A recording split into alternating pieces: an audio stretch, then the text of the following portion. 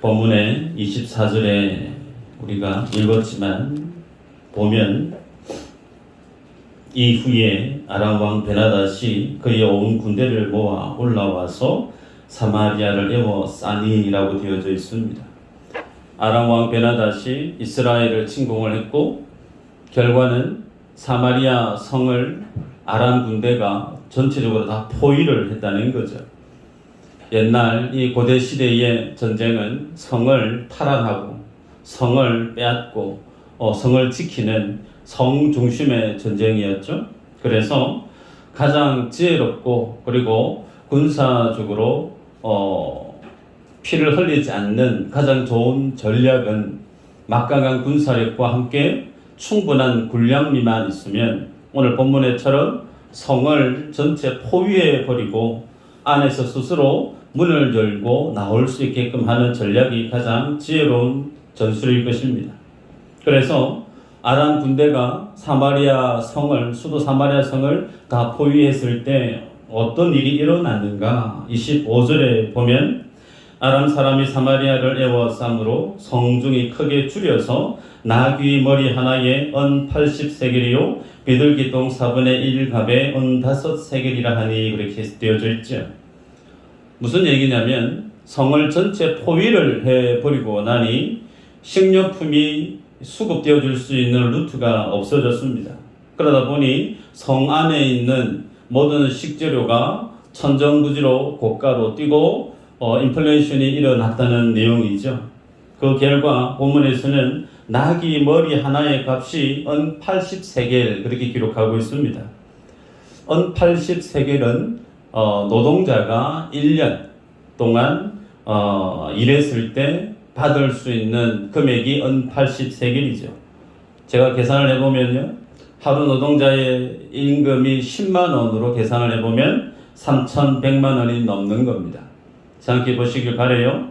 나귀의 머리입니다. 그 머리 하나의 값이 얼마라고요? 3,100만 원이 3,100만 원. 더욱이 비둘기 똥까지도 돈을 줘서 사 먹어야 되는, 아무리 배가 고파도 어떻게 사람이 곡식이 아닌 비둘기 똥을 돈을 줘서 사서 먹는 상황이 되어졌을까? 성경이 지금 이러한 표현을 통해서 드러내고자 하는 것은 거진 아람 군대에 포위되어져 있는 사마리아 성 안에 있는 그 상황이 거진 아사 직전임을 드러내고 있습니다. 여러분, 이스라엘 백성들은 부정한 음식, 정한 음식을 가려서 먹는 백성이죠. 율법에 의해서. 그러면 나귀는 이스라엘 백성들이 식품으로 먹는 그런 가축일까요? 그렇지 않습니다. 굽이 갈라져 있었기 때문에 부정한 음식으로, 부정한 동물로 먹지는 않았습니다. 그런데 그 동물의 갈비도 아니고 앞다리, 뒷다리도 아니고 머리예요. 그 머리에 살이 얼마만큼 많이 있을지 저는 그다지 잘 모르겠지만 그 머리에 3,100만 원이 넘는 돈을 지불하면서까지 그 고기를 먹으려고 했던 그 상황, 거진 그 성 안에 있는 모든 백성들의 상황이 거의 아사 직전에 내몰려 있는 상황임을 성경이 표현합니다. 그래서 그런 상황에 대해서 이제 결과가 어떻게 소개되어지느냐면 28절 이후로 보면 한 여인이 당시 북이스라엘의 왕 여호람에게 나옵니다. 하소연을 쏟아내죠. 그 사연을 들어보면 상당히 참담한데요. 너무나 배가 고프고 너무나 굶주렸기 때문에 살기 위해서 우리 둘이 얘기를 나누는 거예요. 그러면서 오늘 하루는 내 자식을 삶아 먹고 내일은 네 자식을 삶아 먹자. 서로 약속이 된 거예요. 그래서 정말 하루에 한 여인의 자녀를 삶아서 먹었던 것 같아요. 그리고 이제 그 다음 날이 되어졌는데 그 다음 날 그 여인이 자기 자식을 내놓아야 되는데 내놓지 않는 거예요. 숨겨버리는 겁니다. 그러니 자기 자식을 삶아 먹었던 그 여인의 입장에서는 억울한 거예요. 그래서 여호람 왕에게 나아가서 그 상황을 토로하고 재판을 해줄 것을 요구하고 있는 상황이 본문을 통해 소개되어집니다. 여러분, 살아있는 자기 자식을 삶아서 먹어야만 되는 그런 상황, 여러분 혹시 상상이 가십니까? 그런데 이러한 상황에 대해서 하나님은 미리 이스라엘이 나라로 세워지기 전에 하나님은 이미 출애굽 때에 백성들에게 이미 언지를 주셨어요. 여호와 하나님의 신앙을 떠나버리고 그 신앙이 하나님 인정하시는 정말 주님이 원하시는 믿음의 모습이 아닐 때에 너희들이 어떤 일을 경험하게 될지를 쭉 설명하시면서 오늘 본문에 있을 이 내용까지도 주님은 미리 모세를 통해서 다 기록으로 남겨놓았다는 겁니다.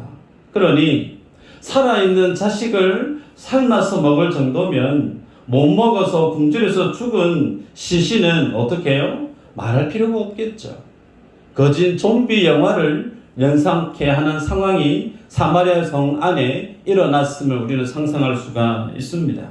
여러분, 이 정도면요, 아람이 돌격 앞으로 공격하지 않아도 조금만 있으면 그 성 안에서 스스로 자중질환이 일어나거나 폭동이 일어나거나 더 이상 못 견디겠다, 문 열고 우리 항복하자, 그런 상황이 벌어지지 않겠습니까? 그래서 이 상황은 누가 보더라도 절망의 순간이고 가장 큰 위기의 순간입니다. 이런 위기의 때에, 가장 절망의 때에, 고통의 때에 가장 필요한 것이 뭐가 있을까요? 오늘 이 성 안에서 입장에서 생각해 보면 먹거리가 있으면 얼마든지 버틸 수가 있죠. 그래서 이 정말 고통의 순간, 극단에 내몰려 있는 이 위기의 순간에 정말 사람에게 필요한 것이 과연 뭘까? 첫 번째는 돈이다, 혹은 먹거리다, 그렇게 얘기할 수 있고, 두 번째는 믿음이다, 그렇게 얘기할 수 있을 텐데, 여러분, 과연 정말 필요한 것이 뭘까요? 믿음일까요? 아니면 돈, 먹거리일까요? 우리 교회 성도님들은 다들 말 안 하기로 약속을 하셨는지 모르지만 세상 사람들은요, 믿음이 뭐 그리 중요한데, 믿음이 뭐 그리 중요하길래 내가 지금 죽을 지경인데 믿음이 뭐 밥 먹여주나, 그러면서 그래도 먹어야 사니까 돈이 있어야 되고 먹어야 사니까 음식이 더 중요한 것 아니겠는가 라고 얘기를 합니다. 여러분, 이런 상황에 대해서 성경은 우리에게 뭘 얘기할까요? 예수님이 하시는 말씀이 있습니다. 누가복음 18장 8절 이후로 주님 이런 말씀을 하셨어요. 인자가 올 때에 세상에서 믿음을 보겠느냐. 주님은 반드시 이 땅에 재림하십니다. 그때에 주님이 뭘 보기를 원하시느냐면 예수 그리스도가 심겨주었던, 주님이 각 사람 속에 심겨주었던 그 원 믿음을 얘기하는 거예요. 하나님이 인정하시는 그 믿음을 주님이 보고 싶다는 거예요. 그런데 그 믿음을 주님이 보기를 원하는 그 상황이 어떤 상황이냐면, 믿음을 보겠느냐라고 하는 그 말씀의 뉘앙스는 믿는 그 믿음을 보기가 어렵다라고 하는 내용이 그 안에 녹아져 있죠.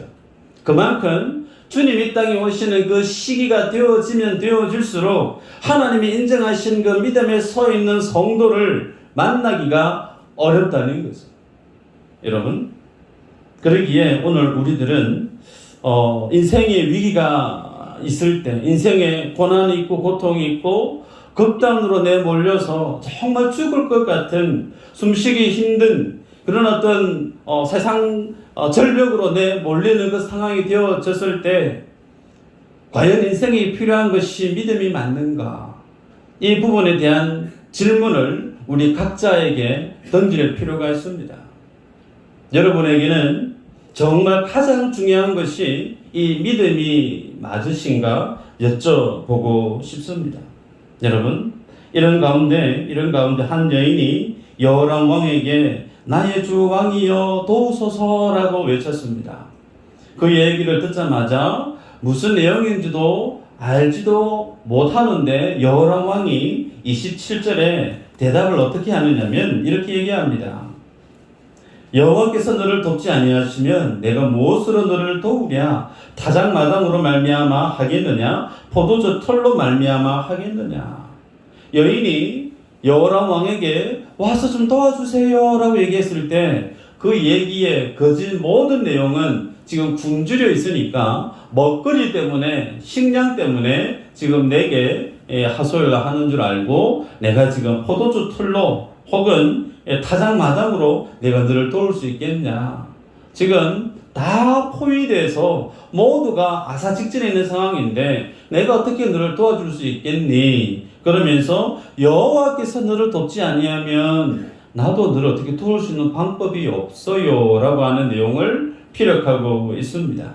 여러분, 이 말을 보면 여호람 왕이라고 하는 이 사람은 그나마 그래도 여호와 하나님을 의식하고 있는 믿음의 사람인 것처럼 보여집니다. 그리고 나서 내용을 듣죠. 듣고 난 다음에 자기 아들을 잡아먹고 그 다음날 다른 이웃의 아들을 내놔야 되는데 그 자식을 안 내어주는 것 때문에 지금 분쟁이 있는 모습을 보고 그 얘기를 듣고 난 다음에 어떻게 행동을 하죠? 여호람 왕은 자기 옷을 찢습니다. 유대인들이 자기 옷을 찢는 것은 가장 큰 고통, 괴로움을 자기의 몸으로 표현하는 방식이라고 그랬죠. 너무나 참담하고 너무나 비참한 어떤 아픔의 상황을 보고 너무 괴로워서 옷을 찢는 그 모습을 백성들 앞에 보이고 또 30절 이후로 보면 왕이 그 여인의 말을 듣고 자기 옷을 찢으니라 그가 성 위로 지나갈 때에 백성이 본즉 그의 속살에 굵은 배를 입었더라 그랬습니다. 그의 속살에 굵은 베옷을 입었다. 이 굵은 베옷을 입었다라고 하는 모습은 부지기수 왕들이, 종교 지도자들이 하나님 앞에 회개할 때 자기가 범한 죄에 대한 잘못을 주님 앞에 내어놓고 경건하게 주님 앞에 기도의 시간을 가질 때 취하는 믿음의 모습이에요. 남자분들은 다 아실 겁니다. 군대에 가서 열심히 땀 흘리다 보면 허벅지에 땀이 차면 옷이 허벅지에 실립니다. 그죠? 그러면 따갑잖아요. 군복도 하물며 그런데 베옷은 더 따갑습니다. 실려서 아마 피가 날 수도 있을 거예요. 근데 그 모습을 누가 봤다고요? 성 밑에 있었던 백성들이 그 모습을 봤다는 거예요. 그래서 이 모습을 보면 여호람 왕이 가지고 있는 모습은 어떤 모습이냐면 백성들의 안타까운 소식을 듣고 그하고 나하고 아무런 상관이 없다. 그런 마음이 굳어있는 사람이 아니고 백성들의 안타까운 사정을 마치 내 일인 양 같이 아파할 줄 아는 참 정이 있는 사람.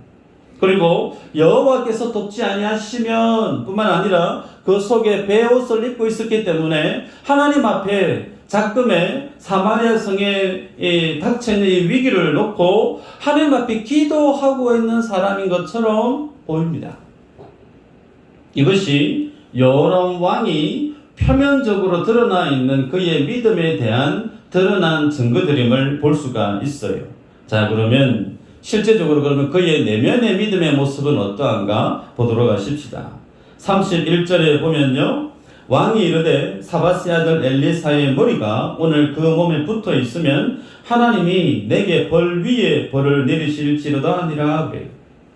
갑작스럽게 여호람 왕이 선지자 엘리사의 머리가 아직 붙어 있느냐고.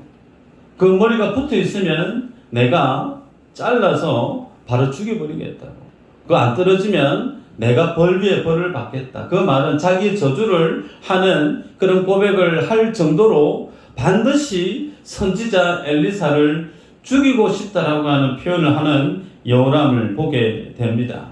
우리는 지난 시간의 내용을 다 알고 있어요. 요압 전에 1차 침공이 있었습니다. 1차 침공 때 모든 대군이 엘리사를 잡기 위해서 그 성을 포위했을 때 하나님 앞에 기도하고 그리고 그들의 눈을 가리고 해서 어둡게 만들고 전국에는 사마리아 성으로 줄줄이 비행단처럼 끌고 갔고 그들에게 떡과 물을 먹여서 죽이지도 않고 그냥 건강한 모습으로 돌려보냈던 지난 시간의 사건들을 우리는 다 기억하고 있을 거예요.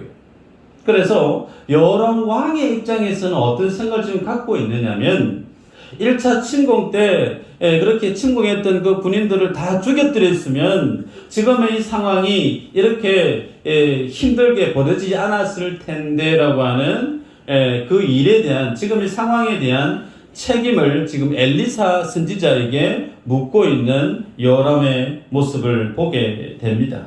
그런데요, 이 모습을 보면 우리가 생각해 볼 것이 있는 게 뭐냐면, 여러분, 엘리사 선지자를 죽이라고 여호람 왕이 그의 부하들을 파견을 했는데 그들이 와서 엘리사에게 하는 내용이에요. 33절에 보면 무리와 말을 할 때에 그 사자가 그에게 이르니라. 왕이 이르되 이 재앙이 여호와로부터 나왔으니 어찌 더 여호와를 기다리리요?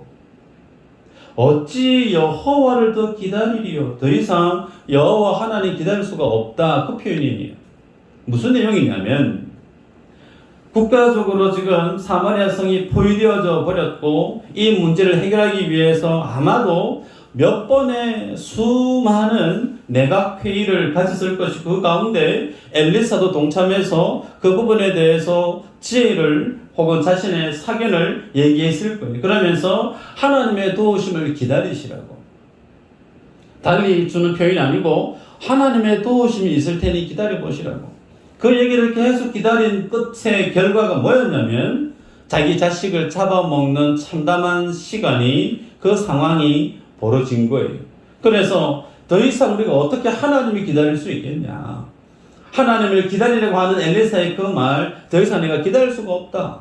지금 이 상황이 벌어진 결과를 두고 누군가는 책임을 져야 되는데 누가 책임져야 될 것인가? 선지자 엘리사가 책임을 져야 된다는 거예요.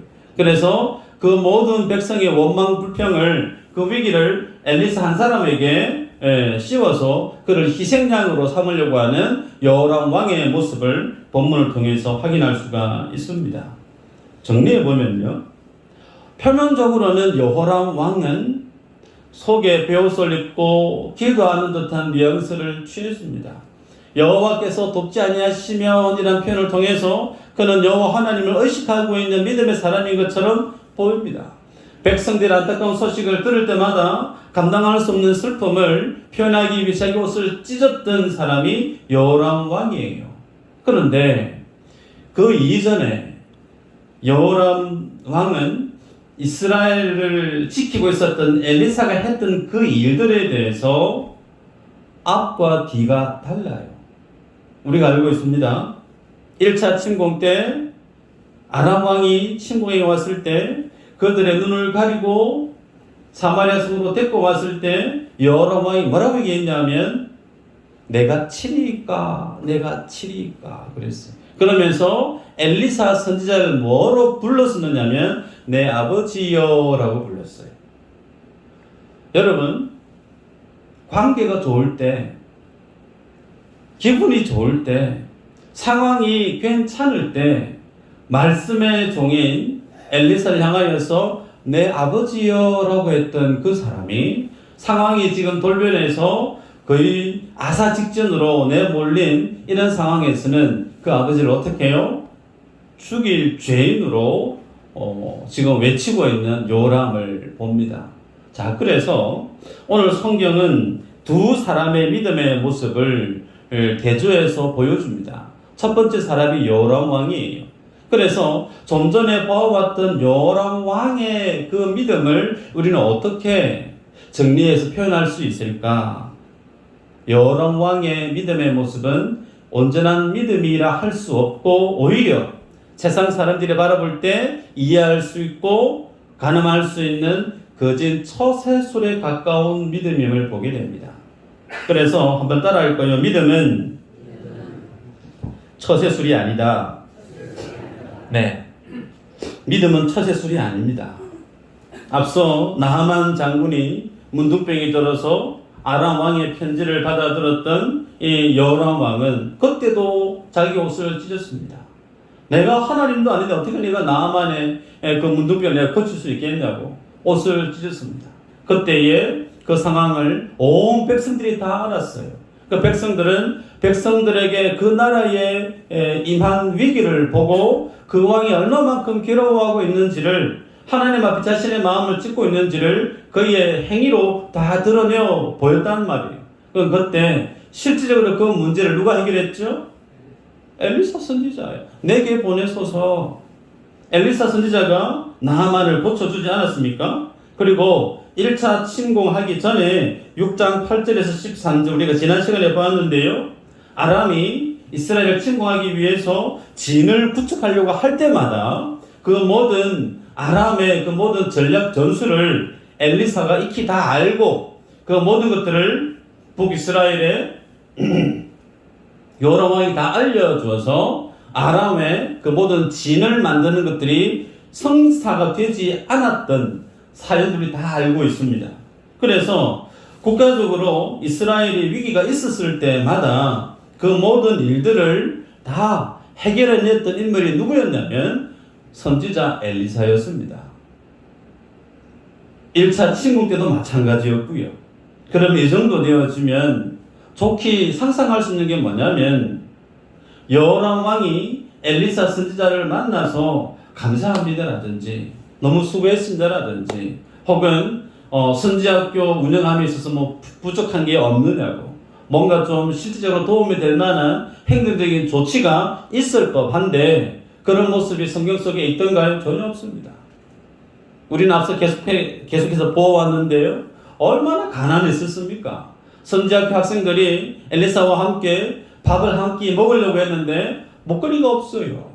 그래서 덜에 나가서 야채 하나 꺼내와서 먹으려고 하는데 그것마저 독이 들어서 먹으면 배탈이 나서 위기가 아플 수 있는 질병이 발할 수 있는 그런 상황이 있었고 그리고 요단에 가서 선지학교 기숙사를 건축하려고 하는데 고작 도끼 자루 하나 빌려와가지고 작업하다가 그것마저 물에 퐁당 빠뜨리고 난 다음에 네 주여 이거 빌려온 겁니다.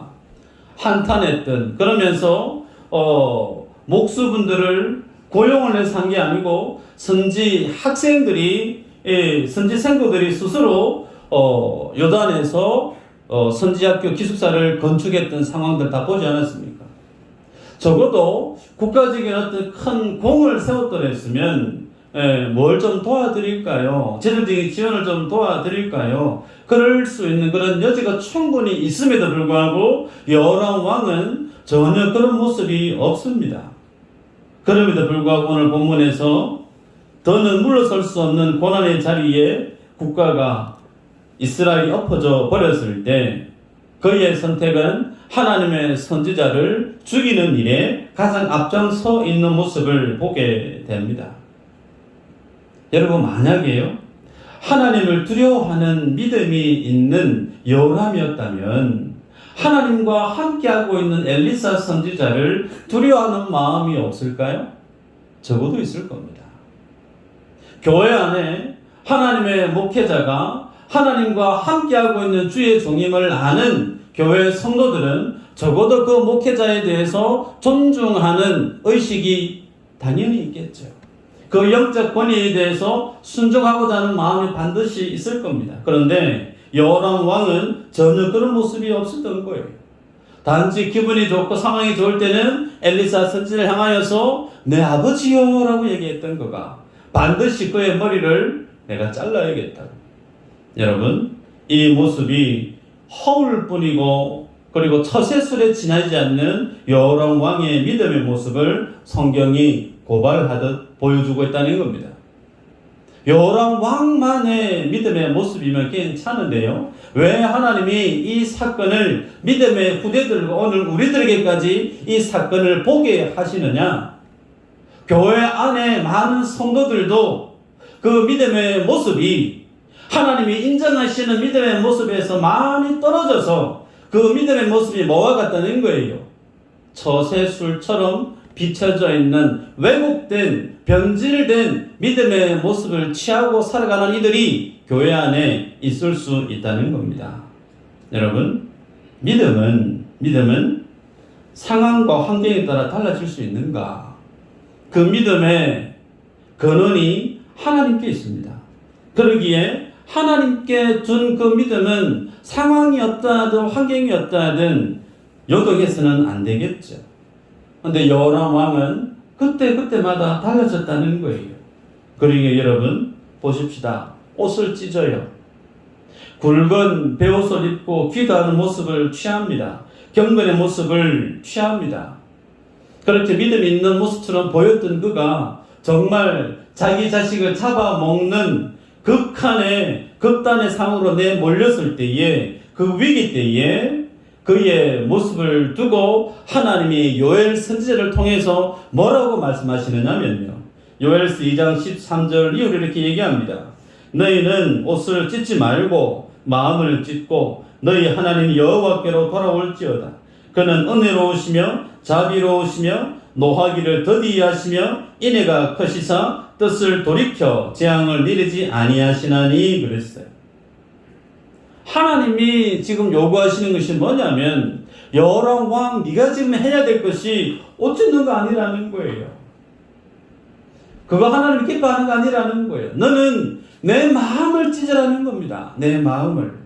그래서 주님이 원하시는 형식적인 처세술에 지나지 않는 믿는 척하는 그런 어떤 본질이 사라져버린 그런 힘없고 능력없고 생명 없는 그런 믿음에서 떠날 것을 주님이 명령하고 있는 거예요. 그것을 하지 않으니까 하나님이 열왕들을 다 총동원해서 지금 사마리아 성에게 그 하나님의 의중을 덜쳐내고 있는 것입니다. 그러기에 여러분 기억하십시다. 하나님이 인정하시는 믿음은 어떤 믿음이어야 되는가? 나침반과 같은 믿음이어야 되죠. 동서남북이 바뀌나요? 안 바뀝니다. 시간이 지나도 상황이 지나도 나침반은 늘 동서남북을 정확하게 가르치듯이 우리가 하나님 앞에, 세상 앞에 내가 견지하고 살아가야 될 나의 믿음의 모습은 늘 그 하나님 안에서 동일해야 돼요. 말씀과 같아야 되고 하나님 앞에 가졌던 그 믿음의 고백과 내 삶의 내용이 같아야 돼요. 여기에서 떨어져 버리면 내 믿음은 무엇과 같다는 거예요? 처세술이라는 처세술. 주님이 그것을 지금 책망하고 있는 겁니다. 두 번째는, 그러면 처세술이 아닌 정말 참된 믿음을 지닌 사람은 그 삶의 문제를 어떻게 해결하는가 볼까요? 32절 이후로 보면 이렇게 기록합니다. 그때에 엘리사가 그의 집에 앉아 있고 장로들이 그와 함께 앉아 있는데 그랬어요. 자, 지금 사마리아 성 안에 일어난 참담한 사건들을 엘리사 선지자가 모를까요? 그럴 리 없죠. 다 압니다. 다 알고 있어요. 그러면서 그가 지금 뭘 하고 있느냐면 자기 집에 앉아 있을 때예요. 홀로 앉아 있었던 것이 아니고 장로들과 함께 자기 집에 앉아 있었다는 겁니다. 그런데 여기서 앉아 있다라고 하는 이 말의 의미가 야샤브라고 하는 말인데요. 그 말의 의미는 집회. 그래서 회합하다, 집회하다 뜻인데 해석할 수 있는 영역은 아마도 기도하는 모임을 가지지 않았겠느냐 좋게 생각할 수가 있습니다. 그러기에 오늘 엘리사는 사마리아 성에 엄습해 있는 이 감당 못할 크나큰 이 위기 앞에서 그가 지금 뭐 하고 있느냐면 장로들을 모집을 하고 자기 집에서 기도회 모임을 주최하고 있는 것을 볼 수가 있습니다. 그럼 여기에 누구도 와 있으면 좋을까요? 요람 왕도 한 번쯤은 와서 그 모임에 참석하면 얼마나 좋겠습니까?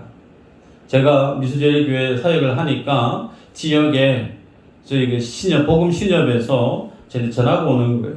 목사님 맨날 며칠 몇 시에 직원들과 예배를 하는데 목사님 예배 인도해 줄 수 있겠습니까? 한 번은 제가 고생했습니다. 제가 바빴어요. 근데 또 전화가 와요. 꼭 한번 예배를 인도해 주시면 좋겠습니다. 전 그러면 알겠습니다. 9월달에 뵙겠습니다. 여러분, 기도하는 그 모임, 그 자리가 오늘 참 믿음을 지닌 사람이 선택하고 붙들고 살아가고 있는 실제적 믿음의 모습임을 엘리사 선지자를 통해서 성경은 보여줍니다. 여러분, 오늘 우리가 보았던, 좀 전에 보았던 여호람 왕은 기도의 모습만 있습니다. 속 안에 베옷을 입었어요. 천천히 걷습니다. 그 걸음걸이가 뭘 뜻하냐면 하나님 앞에 기도하는 자세를 취하고 있다는 거예요. 여호와께서 돕지 아니하시면 말은 정말 괜찮아요. 믿음의 표현을 하고 있습니다. 그런데 그 여호람 왕의 실질적 믿음의 모습은 더 이상 어떻게 하나님이 기다릴 수 있겠느냐. 그 믿음을 포기해버렸던 여호람의 모습과 정반대로 오늘 엘리사 선지자는 장로들과 함께 자기 집에서 기도회를 주최하고 있는 모습을 성경이 우리에게 보여줍니다. 그러면 그 기도했던 결과가 뭘까요? 여러분, 믿음이 없는 분들은요, 기도한다고 해서 뭐가 달라지나? 라고 얘기를 해요. 제가 한번 여쭤보겠습니다. 기도하면 달라집니까? 주여. 다시 한번 시원하게 대답해 주시면 좋을 것 같은데, 기도하면 달라지나요? 네, 달라집니다. 오늘 본문에서 엘리사 선지자가 장로들과 함께 자기 집에서 기도를 했는데 그 기도의 결과가 뭔지 한번 볼까요? 7장 1절에 이렇게 기록합니다. 엘리사가 이르되 여호와의 말씀을 들을지어다. 여호와께서 이르시되 내일 이맘때에 사마리아 성문에서 고운 밀가루 한 스아를 한 세겔로 매매하고 보리 두 스아를 한 세겔로 매매하리라 하셨느니라. 무슨 내용이냐면 내일 이맘때에 소위 먹고 사는 문제 다 해결된다는 거예요. 네. 3,100만 원 주면서 살코기도 없는 그 머리 살려고 줄 서서 그럴 필요 없다는 거예요. 내일 이맘때만 되어지면 모든 상황 종료되어지고 배불리 먹을 수 있는 날이 온다는 거예요.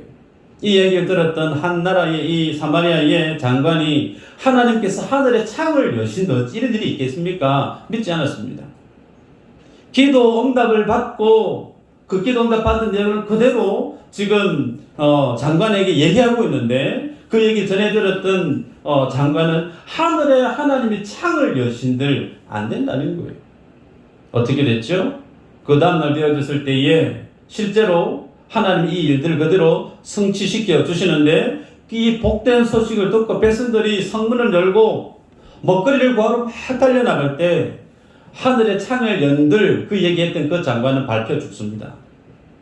실제로 우리가 다음에 보겠지만 7장 6절 이후로 보면 하나님이 아람 군대들이 진치고 있는 그곳에 하늘의 군대의 말발굽 소리를 그들 귀에 아예 확성기를 떼어놓고 크게 소리를 발하게 했습니다.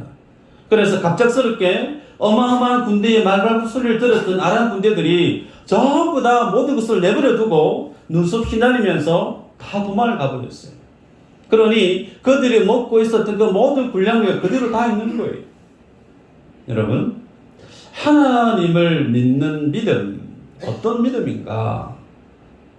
여러분, 성경적인 건강한 믿음은 현실을 도망하지 않습니다. 하나님이 주시는, 하나님이 인정하시는 건강하고 생명이 있는 믿음의 사람은 자기가 처해 있는 그 삶의 문제를 신앙으로 믿음으로 도망가는 거 아니에요. 세상 사람들은 참 돈도 없고 힘도 없고 부족하니까 그냥 교회 가서 머리 숙이면서 그냥 기도하는 것 같다. 마치 도피처처럼 믿음 없는 사람들은 믿는 사람의 기도의 삶을 그렇게 해석할 수 있으나 그렇지 않다는 거예요. 건강한 믿음을 지닌 성도는 절대로 자신의 삶의 현실의 문제를 넘어서지 않습니다. 그 문제를 그대로 직시합니다. 그 문제를 붙들고 주님 앞에 기도해요. 언제까지요? 주님이 답 주실 때까지. 답 주실 때까지. 오늘 본문에 보면 여호람 왕이 바라보았던 눈앞에 펼쳐진 모습, 하나님의 선지자 엘리사가 보았던 그 모습 다른가요? 똑같아요. 아이를 잡아먹고 그 아이를 다음날 살리고 싶어서 숨겨놓는 그 어미의 그 애절한 그 마음을 바라보는 모습은 여호람의 시선이나 선지자 엘리사의 시선이나 다르지 않습니다. 똑같아요. 그러나 무엇이 그 두 사람의 삶의 모습을 구분하고 갈라놓고 있는가? 끝까지 하나님을 신뢰하는 믿음이 있느냐는 거예요. 상황과 현실 속에서 포기해버리고 도망가버리는 그런 믿음이 아니고요. 그 모습 앞에 어떻게 해요? 기도로 나아가는 거예요. 도무지 내 머릿속에서 감당이 되지 않고 해석이 되지 않고 풀리지 않는 인생의 문제는 해답이 누구에게 있어요? 하나님께 있습니다. 그 하나님께 생명을 걸고 자기 자리에서 기도하는 그 현장이 모든 삶의 해결의 시작점임을 성경은 우리에게 도전합니다. 저는 여러분에게 동일하게 도전하고 싶습니다.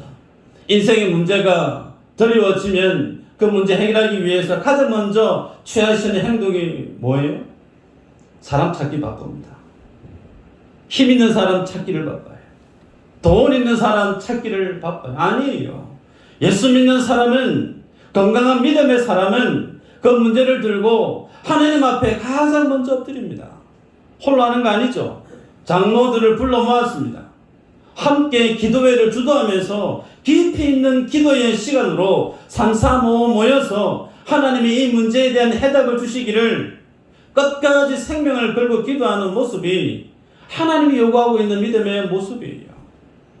저는 이 본문의 말씀을 보면서 오늘 우리 안에 굳어져 버려 있고 왜곡되어져 버려 있고 변질되어져 있는 그 믿음의 모습이 혹 있지 않는가 심히 두려운 마음이 컸습니다. 믿음의 야성을 지니고 믿음의 본성을 본질을 붙들고 살아가는 성도는 도망가지 않습니다. 타협하지 않습니다. 그냥 신세한탄하지 않습니다. 주님 앞에 기다립니다. 기도하고 기다립니다. 하나님과 성도의 관계를 설명하는 두 마디의 중요한 표현이 있는데요. 헤세드란 말이 있고요. 그리고 에무나라고 하는 말이 있습니다. 헤세드, 사랑, 자비, 온유, 그런 뜻이죠. 하나님은 자신의 백성들을 헤세드 하십니다.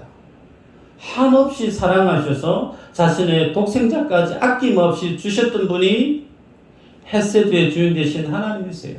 그리고 주님은 에무나 하십니다. 그 하나님은 끝까지 신실하시다는 거예요.